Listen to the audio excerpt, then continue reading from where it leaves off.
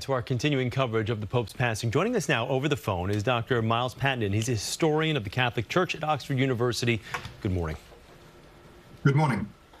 And Dr. Pattenden, we wanted to ask you about the legacy of Pope Francis, leader of 1.3 billion Catholics. Of course, we know that he really struck a more progressive tone and an inclusive tone in his papacy.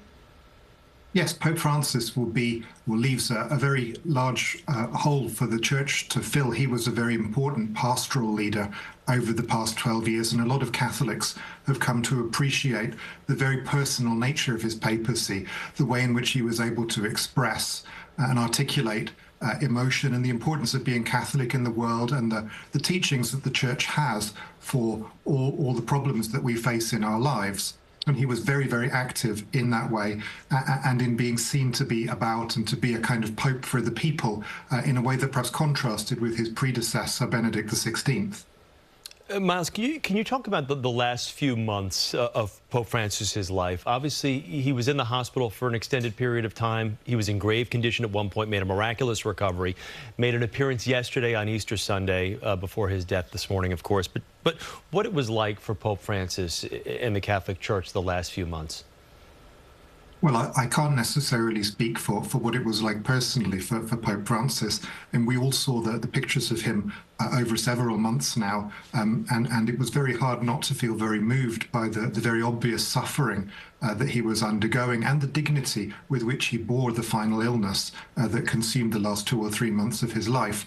I'm sure that in the Vatican there have been a lot of preparations going on for some time, and there have been many adjustments made for the Pope's failing health since January and certainly since February. And that will now be ongoing, and we'll go into a process which will have been worked out in advance and hopefully will run very smoothly. And Dr. Pattenden, if we could talk to you about his last act as Pope, being with the people. Of course, they called him the People's Pope. So how significant was that moment yesterday?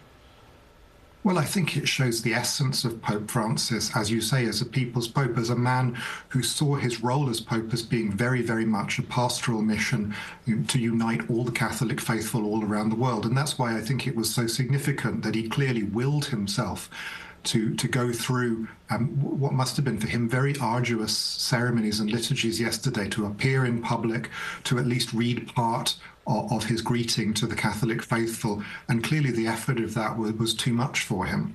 But it shows us what Catholics around the world meant to the Pope, and indeed what he meant to them.